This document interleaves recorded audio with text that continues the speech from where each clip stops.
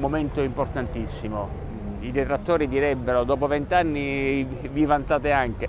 Beh, allora io dico che ci sono due modi per affrontare la questione.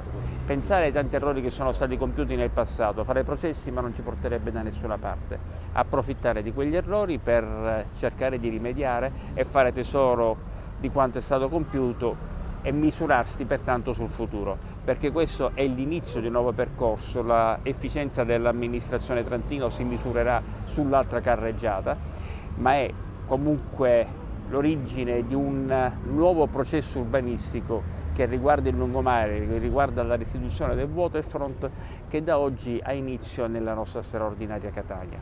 Via Barraco la stiamo aprendo, stiamo finendo la progettazione e l'ammissione al finanziamento dell'altra carreggiata. Si sta andando avanti per quanto riguarda il progetto esecutivo che è stato già consegnato per il tratto Rotolo Europa con puntualizzazione degli espropri da compiere.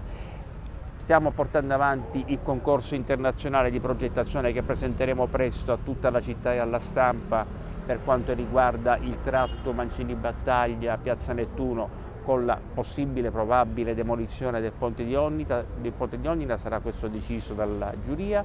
C'è tutto un lavoro di riqualificazione complessiva che ha nella mobilità sostenibile, nella possibilità di poter godere finalmente del nostro mare, uno dell'incipit, uno degli imperativi che ci siamo imposti fin dal momento in cui ci siamo insediati.